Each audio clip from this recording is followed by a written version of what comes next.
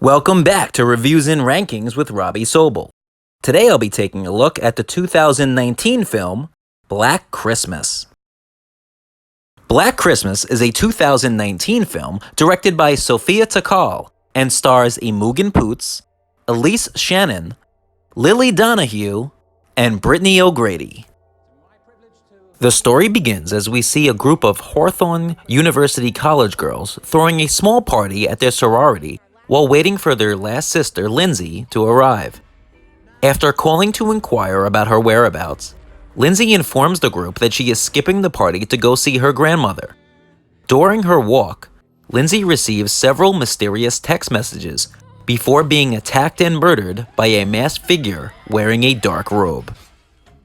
The following day, the sorority girls, Riley, Chris, Marty, Jesse, and Helena all work together to put the finishing touches on a choreographed dance routine that will be presented at the AKO fraternity. Riley, still dealing with her alleged sexual assault at the hands of former AKO fraternity president Brian Huntley, does her best to look past the uncomfortable incident, but has trouble dealing. Chris makes her voice known the loudest, as we learn that she previously had the statue bust of the university's founder, Caleb Hawthorne, removed from campus for allegedly being a racist and misogynist.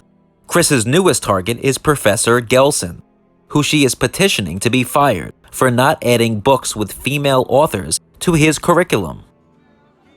That night at the fraternity, the dance performance mocks the frat boys, with Brian Huntley in attendance, as the girls target them all as serial rapists. The dance is caught on video where Riley openly accuses Brian of rape, and in turn goes viral on social media. Riley soon makes friends with a shy male student who takes a liking to her but is timid in his interactions.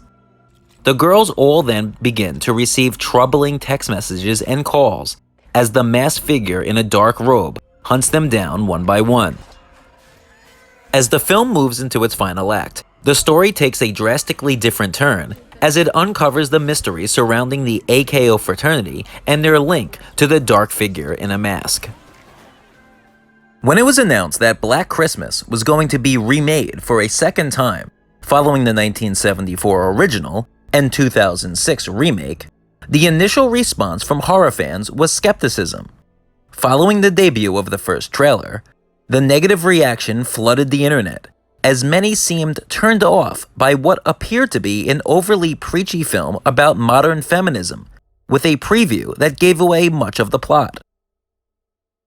From a storyline standpoint, the 2019 version of Black Christmas bears little resemblance to the original film or its 2006 remake. Outside of a plot involving sorority girls being stalked and killed around Christmas, little to nothing makes it feel like the movies before it. The acting in the film is average at best, as each actor seems to mostly go through the motions. In their defense, they didn't have much to work with due to the lazy and uninspired script by Sophia Takal, who also directed the film, though her direction was as competent as her screenwriting, bringing nothing new to the table in the process.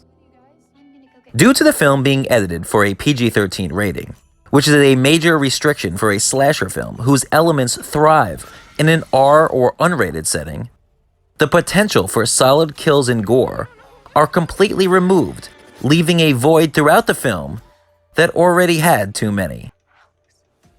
Though the story was predictable and bland, featuring characters who were not likable or relatable, kills that were non-existent or poorly executed, and a script that was cringeworthy at best, the film's biggest issue is the heavy-handed political and social agenda that was felt in subtle and not so subtle ways from beginning to end.